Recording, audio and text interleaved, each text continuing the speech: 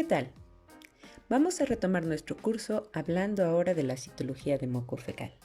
En esta primera parte vamos a revisar el aparato gastrointestinal, esperando que gracias a su actividad previa a salir de vacaciones, esta clase sea mucho más sencilla y puedan retomar algunos de los elementos que ustedes investigaron por su cuenta. Vamos a iniciar pues conociendo el aparato gastrointestinal, que es la parte del organismo que vamos a estar evaluando con la citología de moco fecal. El aparato gastrointestinal tiene como principales funciones la absorción de nutrientes, agua, vitaminas y minerales, así como la eliminación de desechos. Este proceso se divide en varios pasos, entre los cuales podemos mencionar la ingesta de los alimentos, la secreción de una serie de enzimas y otras sustancias, la mezcla de los alimentos con las secreciones, así como su propulsión, es decir, su movimiento a través del aparato gastrointestinal, la digestión de las sustancias complejas que componen a los alimentos, la absorción de todos los nutrientes que han sido liberados a partir de la digestión y la defecación de todas aquellas sustancias que no pueden digerirse o no pueden absorberse, así como de sustancias que han sido eliminadas hacia el intestino, dado que no son útiles para el organismo. El cuerpo secreta todos los días alrededor de 7 litros hacia el tubo digestivo. Este contenido está compuesto por agua, enzimas, sustancias reguladoras de pH y moco, el cual tiene la importante función de proteger a la mucosa intestinal de todo lo que pudiera provenir de los alimentos. El alimento, una vez que lo hemos consumido, pasa por varios procesos, cambia su aspecto y contiene, por lo tanto, diferentes cosas, por lo que se le dan diferentes nombres a través de su tránsito desde la boca, donde inicia nuestro aparato gastrointestinal, hasta el ano, que es donde termina. En la boca empieza el proceso de digestión con la masticación y la liberación de algunas enzimas que empiezan a digerir los componentes de los alimentos. Se pasa a través del esófago y se llega al estómago, donde el bolo alimenticio se mezcla con los jugos gástricos. Una vez mezclado con el jugo gástrico y parcialmente digerido por este, el bolo alimenticio deja de llamarse así y se transforma en quimo. El quimo es liberado del estómago hacia el intestino delgado lentamente y ahí empieza a mezclarse con jugos pancreáticos y bilis. Por lo tanto, esta masa de alimento ya parcialmente procesada y digerida deja de llamarse quimo y ahora tiene el nombre de quilo. El quilo se mueve a través del intestino delgado, que es la porción del aparato gastrointestinal donde esta masa de nutrientes pasa más tiempo. Ahí se digiere y se absorben los nutrientes en mayor cantidad. Una vez que el quilo ha sido procesado por el intestino, pasa al intestino grueso, en donde el agua que contiene es absorbida y se mezcla también con algunos productos del metabolismo bacteriano que están en el intestino grueso, así como algunos productos de desecho. Y entonces, el quilo se va transformando poco a poco en heces, las cuales son transportadas hacia el final del aparato gastrointestinal y son desechadas por el ano. Podemos darnos cuenta que el aparato gastrointestinal está formado principalmente por un tubo digestivo, que es prácticamente todo el trayecto que acabamos de describir para los alimentos. Pero a este tubo digestivo están también asociados órganos digestivos accesorios. El tubo digestivo inicia en la boca y termina en el ano, y es exactamente eso, un tubo que está formado por la boca, la faringe, el esófago, el estómago, el intestino delgado y el intestino grueso. Cada uno es una continuación del órgano anterior. En este esquema sumamente simplificado podemos ver que efectivamente se trata de un tubo, el cual va variando de ancho en algunas porciones como el estómago o el intestino grueso, y que en diferentes partes de este tubo se van generando sustancias que permiten la absorción de diferentes nutrientes. Podemos decir también que nuestro cuerpo en realidad está separado del entorno, no nada más del ambiente, sino que la luz del tubo digestivo, que es el espacio que está al interior de estos órganos, también se considera como externo a nuestro organismo. Es decir, el interior del esófago, del estómago, del intestino delgado y del intestino grueso se considera una parte externa de nuestro organismo, ¿sí? Simplemente es el pasaje de los alimentos, a partir de ahí se van a absorber los nutrientes y estos van a lograr llegar al aparato circulatorio y a todas las células de lo que sí forma el interior de nuestro cuerpo.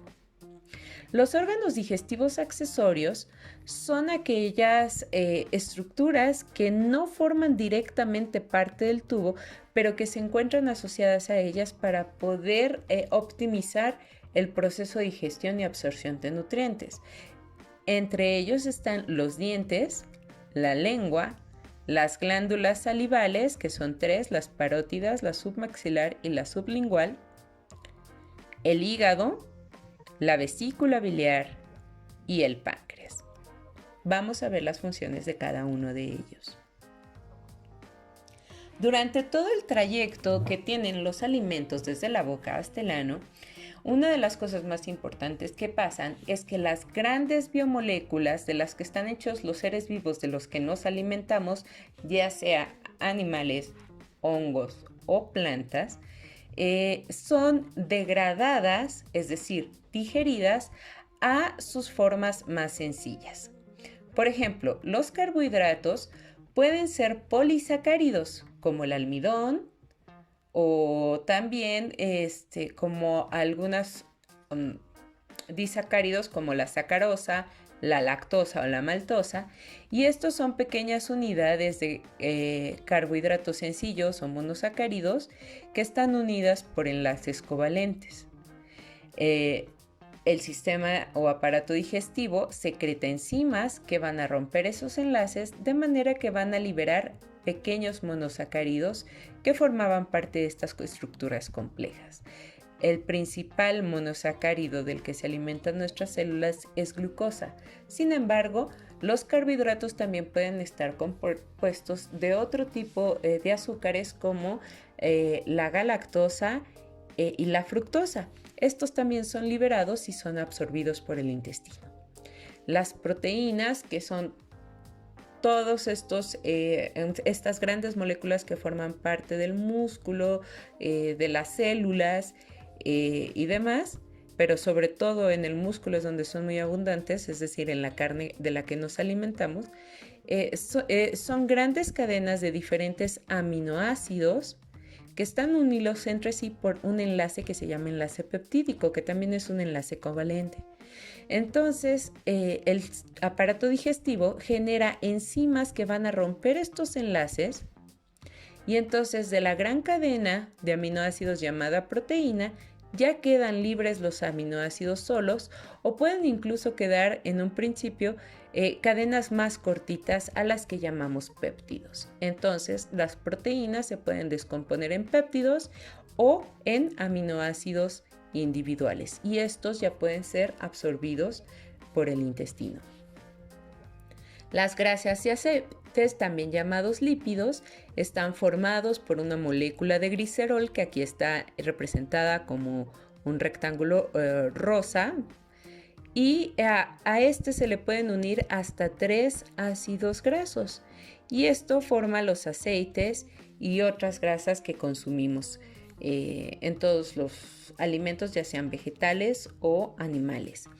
Y El aparato gastrointestinal también produce enzimas cuya función es separar cada uno de estos ácidos grasos del glicerol de manera que ya queden como elementos individuales los cuales pueden ser absorbidos por el intestino. Entonces realmente en esto consiste la digestión, ¿sí? En la descomposición de grandes biomoléculas en los monómeros o las moléculas individuales que los forman, de manera que estas pequeñas moléculas individuales, monosacáridos, aminoácidos o ácidos grasos y glicerol puedan ser absorbidos por el intestino y ser utilizados como nutrientes. No se encuentra en esta figura, pero también el aparato gastrointestinal puede generar enzimas que van a destruir los ácidos nucleicos en nucleótidos que pueden ser también absorbidos. El tubo digestivo tiene más o menos la misma estructura a todo su largo. Está formado por 4 capas, cada una con una función muy específica y a su vez formada por cierto tipo de tejido. La capa más interna es la capa mucosa. Está formado por epitelio superficial que tiene 2 funciones, la de secretar sustancias hacia la luz del intestino, que es este espacio de aquí, y la de absorber nutrientes. Este epitelio superficial va a tener 2 tipos de células que nosotros ya conocemos de la mucosa nasal, que son las células ciliadas o células absortivas que se van a encargar de absorber una gran cantidad de nutrientes ya digeridos y las células caliciformes, cuya función es precisamente secretar estas vesículas llenas de enzimas y otras sustancias que van a permitir la digestión. Enseguida de este epitelio se va a encontrar la lámina propia, que es una parte de tejido conectivo y que va a permitir conectar el epitelio con un poco de músculo liso que se encuentra en esta parte de aquí revistiendo las otras 2 capas de la mucosa. Este músculo liso se conoce también como muscularis mucosae y es una capa muy delgada de músculo, pero le permite al intestino hacer ciertas contracciones, lo cual a su vez va a permitir que el alimento, que puede ser bolo, quimo, kilo o heces, dependiendo en qué parte del trayecto estemos, se mueva y siga avanzando y siga su proceso.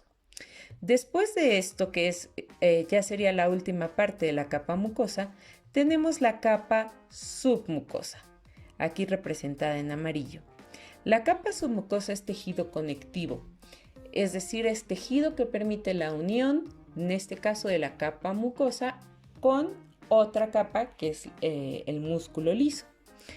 El tejido conectivo además tiene lugar la vascularización, es decir, aquí hay capilares sanguíneos que van a estar irrigando a todas las células que están ahí y que van a estar además recibiendo todos los nutrientes que sean absorbidos por la capa mucosa y los van a estar integrando a la circulación sanguínea. También hay una serie de glándulas donde se van a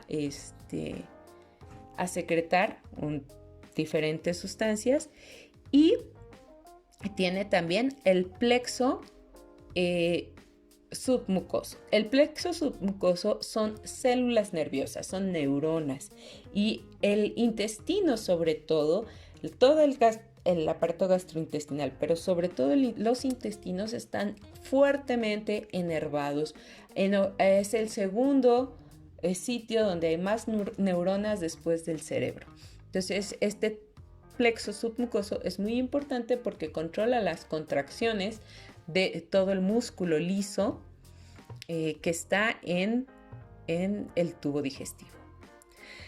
Y por supuesto también hay tejido linfático, es decir, zonas donde abundan las células del sistema inmune, precisamente porque como la luz intestinal se considera algo externo y por ahí va a estar pasando el alimento nunca es estéril, entonces hay una fuerte cantidad de células del sistema inmune que van a estar protegiendo a nuestro organismo de la gran cantidad de bacterias, virus, hongos y parásitos que pudieran estar ingresando a través de los alimentos.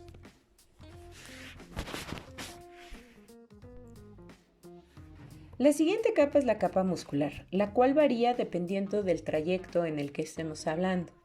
Aquellas zonas del tubo digestivo que requieren el control voluntario de los movimientos están hechas de músculo estriado. Estas zonas son la boca, la faringe, el esófago superior y medio y el esfínter anal. En cambio, aquellas zonas donde las contracciones deben ser rítmicas y deben de ser automáticas en respuesta a lo que sea que esté pasando por esa parte del tubo digestivo, están hechas de músculo liso. El músculo liso se contrae involuntariamente solamente en función de las órdenes del sistema nervioso en respuesta a los estímulos. Nosotros no tenemos control de estas contracciones y las zonas con esas características son el esófago inferior, el estómago, el intestino delgado y el intestino grueso. Además de esta capa que está aquí café, que es la muscular, se encuentra una capa serosa que está hecha de tejido conectivo y tejido epitelial simple, además de un alto contenido de agua. La capa serosa, en el caso del tracto gastrointestinal, cubre todo el tubo digestivo, pero es más importante después del estómago en todos los intestinos. ¿Sí? También cubre órganos accesorios y en el caso del tracto gastrointestinal esta capa serosa se llama peritoneo y es una membrana hecha de tejido epitelial simple. Son dos capitas de tejido epitelial simple que en el interior contienen precisamente un líquido muy parecido al suero sanguíneo. Esta capa permite el movimiento del tubo digestivo y también de los órganos accesorios y permite la lubricación que hay entre las diferentes porciones del tubo digestivo para que su movimiento no genere rozamiento y lesiones, es decir, no haya irritación en los órganos debido a su movimiento. Además, este recubrimiento también, gracias a su tejido conectivo, permite unir el tubo digestivo con las paredes abdominales que son musculares y con, digamos que permite mantener el orden de todos los órganos y las porciones del tubo digestivo dentro de la cavidad abdominal. La digestión en sí empieza en la boca, en donde las glándulas salivales van a generar algunas enzimas que van a romper el almidón. Esta enzima es la amilasa. Pero además en la boca se da la parte más importante de la digestión, que es la digestión mecánica llevada a cabo por los dientes. Si nosotros tenemos una masticación adecuada y no deglutimos el alimento o el bolo alimenticio hasta que es una pasta suave, entonces el resto de las porciones del tubo digestivo van a tener problemas digiriendo los alimentos. Cuando en la masticación generamos un bolo alimenticio bien triturado y bien mezclado, gracias a la acción de la lengua y los dientes, entonces el resto de las sustancias secretadas por el resto del tubo digestivo va a poder aprovechar mejor los nutrientes contenidos en el bolo alimenticio. Después de la boca, el siguiente órgano que empieza con la digestión química es el estómago. ¿Sí? El estómago se encuentra al final del esófago, el cual no es otra cosa más que un conducto de conexión entre la boca y el estómago y a través del cual el alimento hace un trayecto de no más de 3-4 segundos. El estómago básicamente es un ensanchamiento del tubo digestivo y funciona como una cámara de mezclado. El estómago, gracias a las capas musculares, se puede mover, ¿sí? Hacer un movimiento llamado peristalsis, que es la contracción de los músculos, para mezclar los alimentos con las secreciones del estómago. Y además, aquí se van reservando los alimentos que van pasando lentamente después al esfínter pilórico. Pero antes de pasar aquí, tiene que llevarse a cabo un proceso de digestión química de almidón, proteínas y triglicéridos, ¿sí? Las secreciones que produce el estómago, la mucosa gástrica, que aquí podemos ver muy bien cómo se encuentra plegada, son moco y también enzimas como la pepsina, que va a destruir proteínas, y triglicéridos, y la lipasa gástrica, que va a destruir los triglicéridos. Y todas estas no van a funcionar hasta que se encuentren en un ambiente ácido, gracias al ácido clorhídrico que puede secretar la mucosa gástrica. Debido a este ácido, el pH dentro del estómago puede alcanzar un valor tan bajo como 2. Es bastante ácido. Y es por ello que la producción de moco es muy importante, porque este moco va a recubrir la mucosa, ¿sí?, evitando que la mezcla ácida entre en contacto directo con la pared del estómago y evitando lesiones del tejido. Además, dentro del moco también va un poco de bicarbonato de sodio, el cual permite que cualquier porción de secreción que se encuentre directamente en contacto con este moco se neutralice. De manera que la parte más central del estómago es aquella que está más ácida, mientras lo que está en contacto directo con la pared no es tan ácido. Cuando algunas cosas salen mal por algunas irritaciones, como los medicamentos, cierto tipo de alimentos, la falta de alimentación en tiempo, cuando por hambre, por estímulos del hambre ya se empiezan a segregar jugos gástricos, entonces no hay alimento aquí suficiente o alimento es irritante, la acción del moco es sobrepasada por la acción irritante, empezamos a tener problemas de irritación en la mucosa gástrica, inflamación, y en algunos casos el daño es tan severo que entonces empiezan a morir las células generando sangrados y entonces tenemos una úlcera. Y entonces eso se empieza a notar porque empieza a haber vaciado de sangre hacia el estómago y pues es un contenido que sigue el tracto gastrointestinal y nosotros lo vamos a poder ver después en las heces. ¿Sí? Alteraciones de ese tipo las vamos a poder ver después en las heces. En el estómago, los alimentos pueden llegar a durar alrededor de 2 a 4 horas, tiempo en el cual la digestión de estas sustancias se lleva a cabo.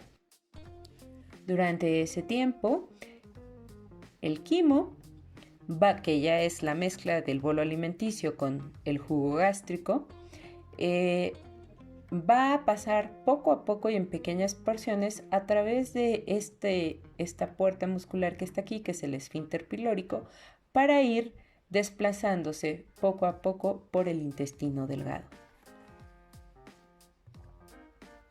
El intestino delgado es la porción del tubo digestivo más larga y es donde más tiempo pasa el alimento, porque aquí es donde es más intenso el proceso de digestión y sobre todo el proceso de absorción. En una persona viva, el intestino mide 2.5 centímetros de ancho, pero sobre todo 3 metros de largo. ¿Por qué? Porque el tubo digestivo, recuerden, tiene músculo y el músculo que rodea al tubo digestivo en esta porción casi siempre está ligeramente contraído, es decir, tiene un tono muscular. Ese tono muscular hace que en realidad la longitud del intestino delgado sea más corta, solamente midiendo 3 metros. Cuando uno muere, este tono muscular se pierde, entonces completamente relajado, el intestino delgado llega a medir hasta 6 metros. Esto es solamente en cadáveres. Nosotros vivos solamente tendremos 3 metros de intestino. ¿Okay? Entonces, de intestino delgado. El intestino delgado tiene 3 secciones. La primera es el duodeno, que apenas son los primeros 25 centímetros de intestino delgado, y a partir de ahí se encuentra el yeyuno, el cual es más o menos 1 metro de intestino. La última porción, que es la porción más larga, es el ilion, el cual son los últimos 2 metros. La mucosa del intestino delgado, puede producir jugo intestinal, el cual es una secreción compuesta por moco, enzimas y bicarbonato de sodio. El bicarbonato de sodio va a neutralizar la acidez con la que llega el quimo desde el estómago. Recordemos que el quimo es la mezcla del bolo alimenticio con el jugo gástrico del estómago. Entonces, como viene con ácido clorhídrico, este quimo va a venir con pH ácido. Una vez que sale del estómago, el jugo intestinal va a neutralizar esa acidez y va a permitir tener un pH de alrededor de 7.6. Entre las enzimas que forman el jugo intestinal y que está hecho por las células del intestino delgado, se encuentran la alfa-dextrinasa, que va a romper pequeñas cadenas de carbohidratos que hayan quedado todavía de la digestión que ocurrió en el estómago, la maltasa, la sacarasa y la lactasa, que precisamente son enzimas que van a romper carbohidratos como la maltosa, la sacarosa y la lactosa. Cuando alguna de estas enzimas no se puede romper, no se produce adecuadamente, no podemos romper la maltosa, no podemos romper la sacarosa, que es el azúcar de mesa, o no podemos romper la lactosa, que es el azúcar de la leche. La falta de lactasa es sumamente común porque como mamíferos, aunque nos alimentamos de leche, este alimento es importante solamente en la infancia temprana. Ya en la adultez, esta enzima cada vez se produce menos y puede llegar a no producirse más. Y entonces, esta azúcar no puede ser digerida, se acumula y nos produce algunos trastornos gastrointestinales. Entonces, es aquí, en las células del intestino, donde podemos tener alteración en la formación de estas enzimas y por lo tanto en la digestión de estos disacáridos. La maltosa, la sacarosa y la lactosa son disacáridos. También el intestino puede producir enzimas que degraden péptidos como la aminopeptidasa y la peptidasa. Estas enzimas van a romper los péptidos más pequeños que pudieron haber quedado de la digestión que se llevó a cabo en el intestino en pequeños aminoácidos. Y por supuesto también se van a producir enzimas que puedan romper los ácidos nucleicos como las nucleosidasas y las fosfatasas. Además, en el intestino también se lleva a cabo la liberación de jugo pancreático producido en el páncreas, así como de bilis producida por el hígado y liberada al intestino gracias a la vesícula biliar. De esos vamos a hablar un poco más adelante. Pero lo más importante que ocurre aquí, en el intestino delgado, es la absorción de nutrientes. Aquí es donde más nutrientes se absorben dentro de todo el trayecto por el aparato gastrointestinal. En el duodeno, que es la primera parte del intestino delgado, principalmente se absorben metales o iones metálicos como hierro, calcio y magnesio. Una vez que el quimo ha pasado por la primera parte, que es el duodeno, y se ha mezclado con jugo pancreático y con bilis, pero sobre todo con jugo pancreático, entonces el quimo ya se transforma en quilo y hay una serie de enzimas ahí que van a permitir la absorción de glucosa, galactosa y fructosa gracias a estas enzimas, a vitaminas hidrosolubles, a ácido fólico y algunos péptidos. Y por supuesto también a las moléculas que restan de la degradación de ácidos nucleicos. En la última parte, los últimos 2 metros del intestino, es cuando se empiezan a liberar las enzimas que pueden degradar a las sustancias lipídicas, es decir, a las grasas. Esto gracias a la secreción del jugo pancreático. En esta porción, que es el ilio, se lleva a cabo entonces la degradación de la absorción de vitaminas A, D, K y B12, que son todos vitaminas liposolubles, es decir, no solubles en agua, pero sí solubles en grasas, de grasas como ácidos grasos y colesterol, así como la reabsorción de sales biliares. Por lo general, estas grasas y el colesterol están mezcladas con las sales biliares para que puedan ser absorbidas por el intestino. El quilo, que es la mezcla de quimo con jugos intestinales y jugos pancreáticos, así como bilis, pasa en el intestino alrededor de 3 a 5 horas. Una vez que ha transcurrido todo este tiempo y se ha recorrido todo el intestino delgado, habiendo ya sido absorbidos la mayoría de los nutrientes, el quimo pasa al intestino grueso. El intestino grueso es una porción del tubo digestivo que tiene aproximadamente 6.5 centímetros de ancho y 1.5 metros de largo. Tiene 3 secciones: el ciego, el colon, que es básicamente la mayor parte del intestino grueso, y el recto. El recto es la porción que termina en el ano.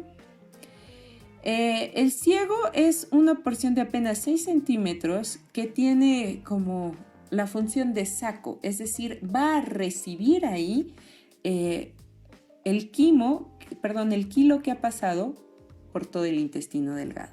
Aquí se va a acumular y la acumulación de kilo va a hacer que los músculos del intestino grueso se contraigan y entonces empiecen a empujar el kilo a través del colon ascendente. Una vez aquí, la capa muscular del tubo digestivo va a iniciar también un movimiento peristáltico, es decir, de contracciones rítmicas, que va a permitir el desplazamiento del kilo por todo el colon ascendente y luego por todo el colon transverso y al final por el colon descendente. Este movimiento es mucho más lento que en el intestino delgado. El alimento puede pasar, o los restos de alimento pueden pasar ahí de 3 hasta 10 horas. En el proceso se lleva a cabo la mezcla de el quimo con moco producido por el intestino grueso. Este moco no tiene enzimas, puesto que aquí realmente la digestión de los alimentos en esta última parte se lleva a cabo por acción bacteriana. El intestino grueso está lleno de bacterias, es una de las zonas más ricas en bacterias de todo nuestro organismo, pero estas bacterias son tan abundantes como necesarias. Las bacterias permiten la formación de indol y escatol, lo cual le da a las heces su color y su olor, así como los pigmentos fecales que se producen por descomponer algunos otros componentes de las secreciones biliares como son la bilirrubina. Pero entre estas cosas también las bacterias producen algunas de las vitaminas B y la vitamina K. Si las bacterias no existieran, no podríamos tener suficientes cantidades de vitamina B y K. Entonces son muy importantes para que tengamos una salud intestinal adecuada. Además, recientemente se ha visto que algunos de los productos de la acción bacteriana sobre los restos de alimentos incluyen algunos neurotransmisores, los cuales son muy importantes para regular la acción que tiene todo el tejido nervioso que rodea al tubo digestivo, en particular la porción intestinal. Entonces, no nada más son importantes para la salud intestinal como tal, sino también para la regulación de los movimientos peristálticos. Aquí, el principal proceso de absorción que se lleva a cabo es de agua. También algunas sales o iones como sodio, cloruro y, por supuesto, algunos de los productos bacterianos, ya sea las vitaminas o incluso algunos de los pigmentos y desechos que van a desecharse por orina posteriormente. Durante el trayecto, como ya les había dicho, el kilo se va secando porque se absorbe el agua, pero también se va pigmentando. quedando al final como heces. Las heces finalmente están hechas de agua, sales, células epiteliales propias de la descamación por el arrastre de las heces a través de todo el intestino, bacterias, una gran cantidad de bacterias que son llevadas por las heces debido al arrastre, compuestos orgánicos simples que son producto de la acción bacteriana, restos de alimentos digeridos pero que no son absorbidos, así como porciones indigeribles de los alimentos como las fibras vegetales.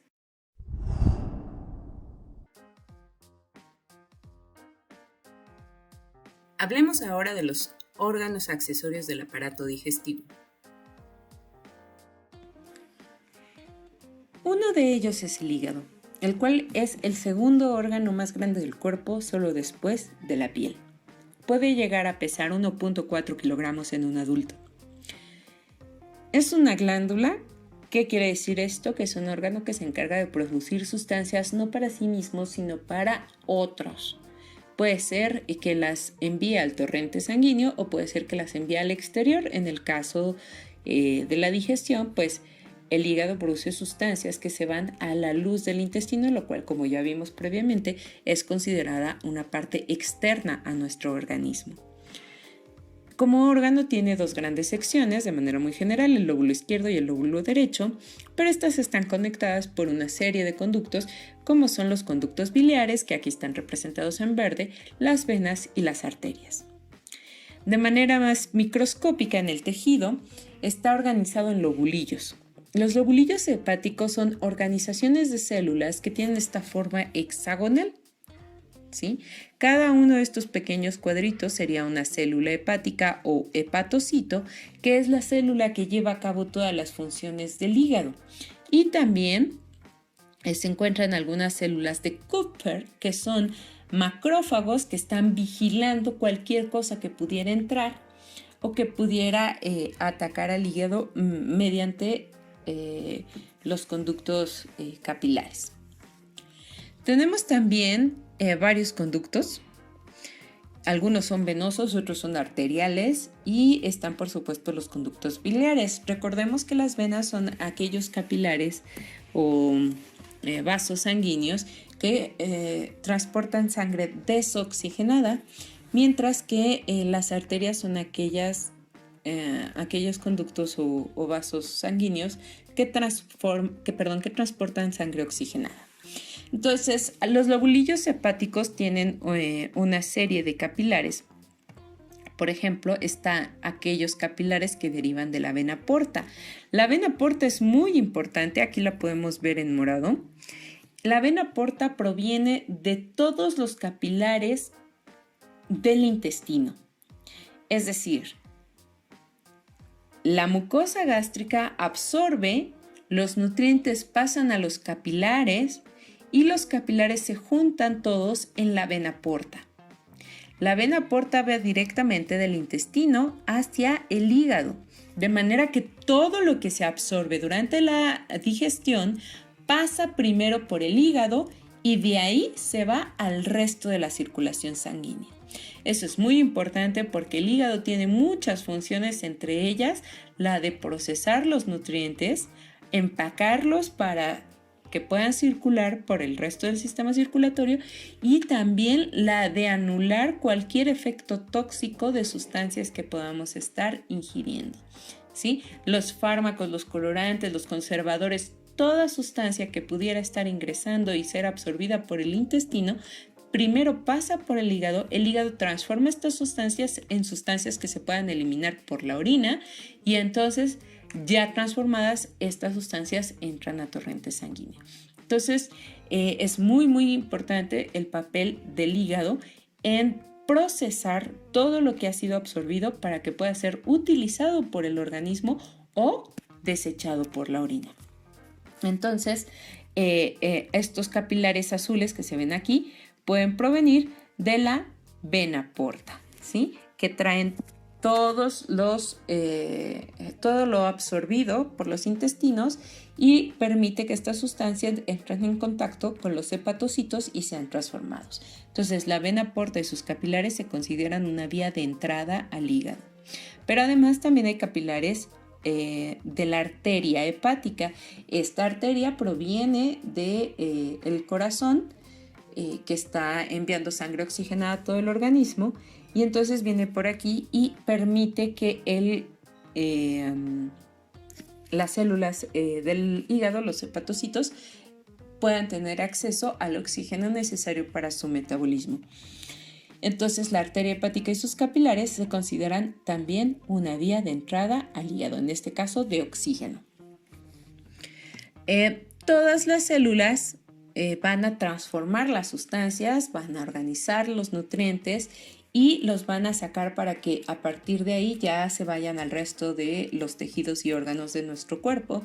Entonces tienen que sacar sus sustancias y estas sustancias se van a ir acumulando o vaciando en este gran desagüe central. Se fijan, es un gran vaso que se encuentra al centro de todas estas células organizadas, y a esta le llamamos vena central o vena centrolobulillar, o sea que está en el centro del lobulillo. ¿Sí? Más fácil, vena central. Entonces esta vena central va a colectar todas las secreciones de los hepatocitos, que por lo general consisten en nutrientes ya preprocesados para que el resto de las células del organismo los pueda utilizar. Entonces la vena central se considera como una vena de salida, un conducto de salida del hígado. ¿Sí? También, por supuesto, junto con los nutrientes, pues van los desechos propios de los hepatocitos, que también van a torrente sanguíneo para luego ser filtrados por los riñones. Además de esto están aquí estos conductos verdes. Estos conductos también son conductos de salida, y los hepatocitos lo que hacen es vaciar en estos conductos verdes la bilis, ¿sí? La bilis que produce el hígado se va por estos conductos biliares y se va juntando en conductos cada vez más gruesos que permiten la llegada de la bilis a la vesícula biliar. Ahorita vamos a hablar de la bilis más a detalle. Entonces, el hígado tiene secreciones, entre ellos sales biliares, que después van a salir al intestino, y también tiene excreciones. Dentro de las excreciones, que son los desechos que tiene el hígado, se encuentra la bilirrubina. La bilirrubina es un producto desecho que se genera por la muerte de los eritrocitos. Cuando los eritrocitos mueren, la hemoglobina es transformada en bilirrubina, y la bilirrubina es transformada en el hígado para que pueda ser desechada, y sale junto con las sales biliares por los conductos biliares hacia la vesícula biliar, ¿sí? Entonces los conductos biliares se consideran también un conducto de salida del hígado. Entonces, de manera breve, en el hígado hay dos conductos o dos vías de entrada, que son la vena porta y sus capilares y la arteria hepática, y dos conductos de salida, que son la vena central y los conductos biliares. Y aquí lo que más nos interesa son precisamente la bilis, que se va por los conductos biliares, porque la bilis precisamente nos lleva a el siguiente órgano accesorio del aparato gastrointestinal, que es la vesícula biliar. La vesícula biliar almacena y concentra la bilis, es decir, absorbe un poco de agua, de manera que las sustancias que están disueltas en la bilis pues se encuentran más concentradas, hasta 10 veces más concentradas de lo que la produce el hígado. La bilis está formada por agua, sales biliares, que son una gran cantidad de compuestos derivados del colesterol, pero que son solubles en agua hasta cierto punto. Entonces las sales biliares son muy importantes porque permiten precisamente la absorción de grasas. Ahorita vamos a ver cómo. Pero bueno, las sales biliares producidas por el hígado se encuentran aquí. También hay un poco de colesterol, hay pigmentos biliares como la bilirrubina, que ya decíamos que es una parte de desechos del hígado, y algunos iones. Básicamente la vesícula biliar es un saco.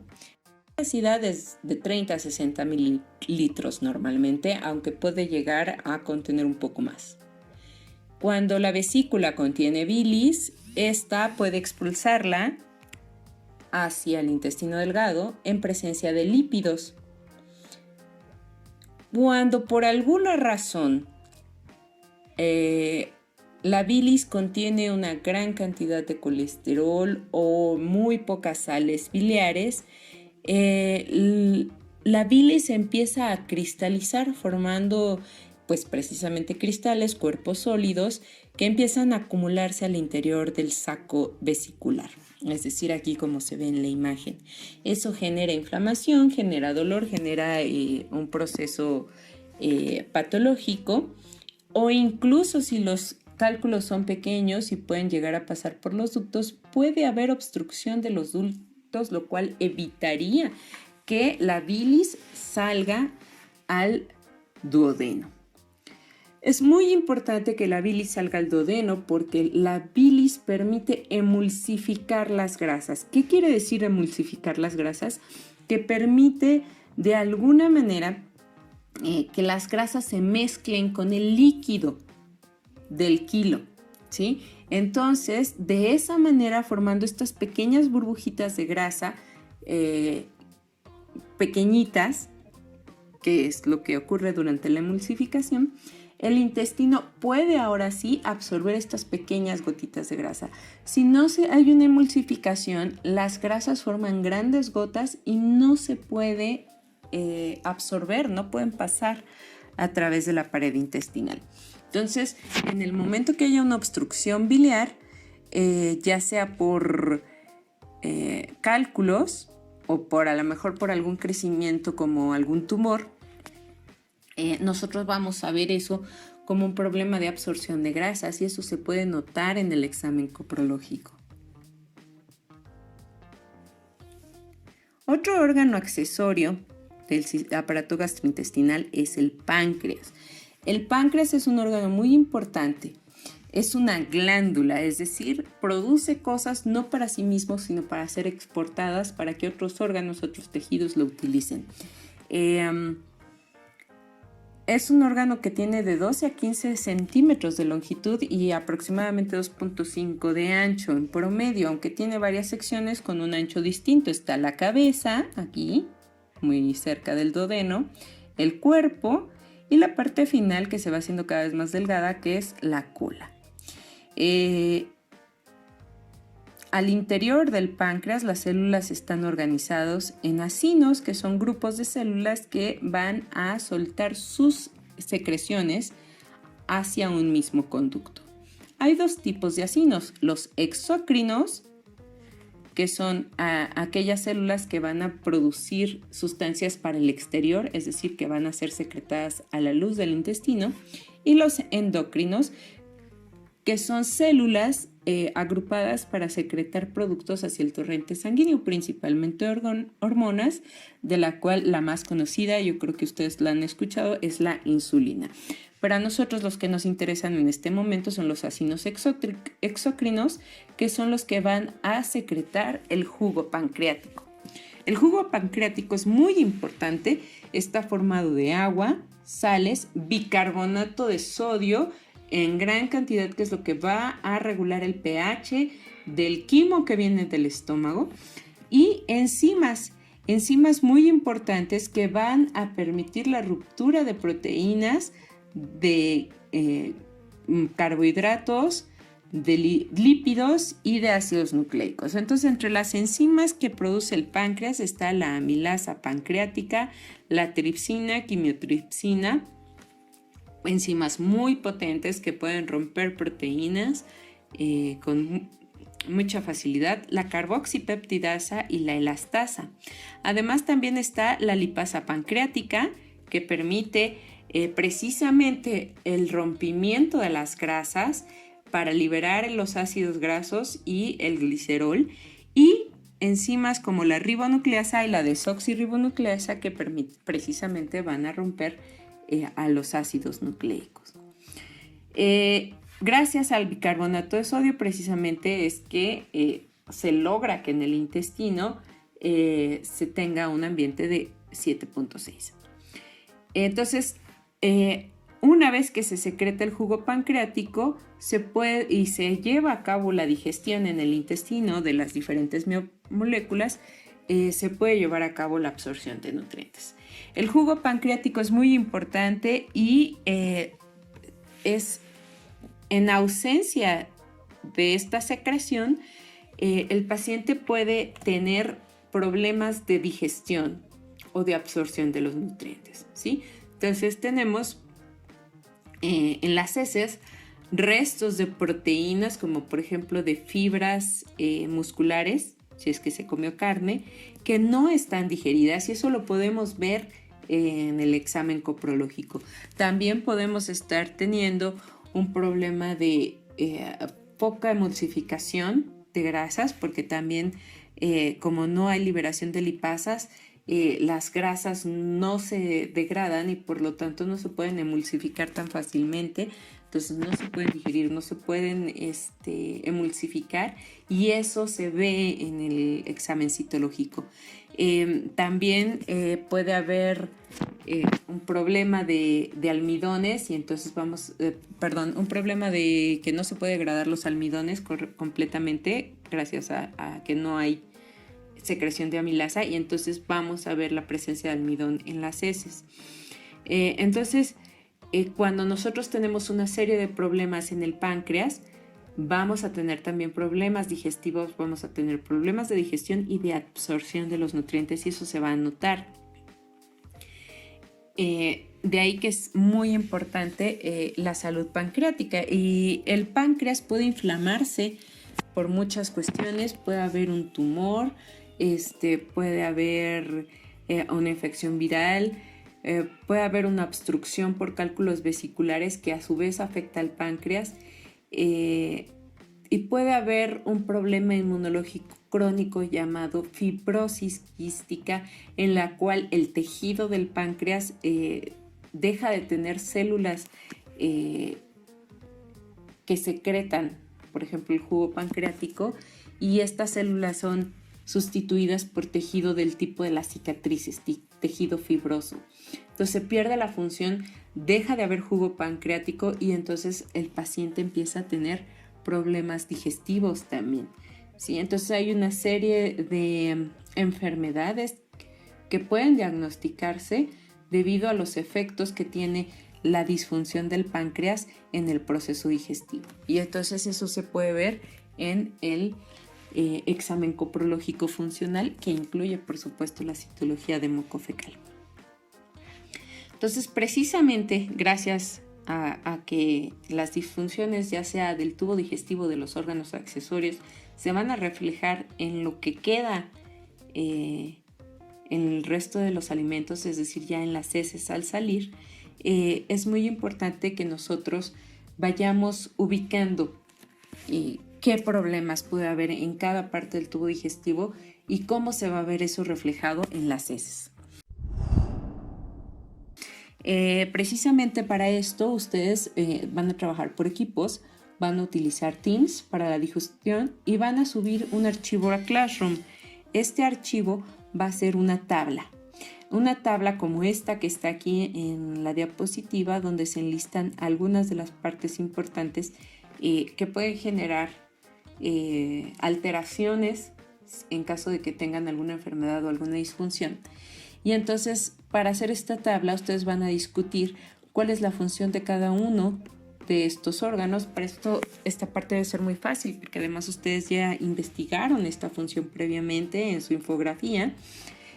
Cuál es la secreción que generan, lo vimos aquí y ustedes también ya investigaron un poco, pero lo que quiero que agreguen de nuevo es cuál sería la consecuencia de las disfunciones. Entonces, ¿qué es lo que nosotros veríamos? Veríamos sangre, veríamos fibras musculares sin digerir, veríamos grasas sin absorber, ¿qué veríamos? ¿Sí? Veríamos almidón sin digerir, sí, todo esto va en esta tabla, pero ¿dónde?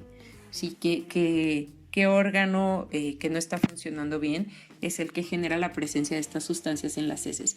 Y eso es muy importante porque precisamente nosotros tenemos que saber qué hallazgos del examen coprológico corresponden a qué disfunción del aparato gastrointestinal. Esta tabla la van a hacer ya sea en en PowerPoint o en Word, la van a guardar como PDF y la van a subir a Classroom en la actividad publicada, ¿sí? Va a tener un valor de 18 puntos, casi cada uno de estos de estas celdas tiene un punto, si está correcta, y en total deberían obtener 18 puntos. Porque el jueves vamos a tener clase en vivo y entonces en esa clase vamos a revisar ahora sí el examen coprológico como tal, los hallazgos normales y las alteraciones que podemos observar y lo que significan, ¿sí? Entonces, ustedes ya deben de tener muy presente qué órgano está funcionando mal y cuál es la consecuencia de esa disfunción en las heces, cómo se va a ver eso, ¿sí? Para esto, pues, tienen que escuchar muy bien el video, está muy sutil, ¿sí? En las diferentes partes, pero por supuesto pueden investigar aparte y pueden discutir esto, ustedes lo pueden deducir de la información que estoy poniendo aquí, pero aquí me tienen que poner cuál sería la consecuencia de la disfunción de cada uno de estos órganos en el proceso digestivo, cómo se va a ver eso en las heces, ¿no? Pues esto sería todo por el día de hoy. Muchísimas gracias y espero contar con ustedes para el próximo video.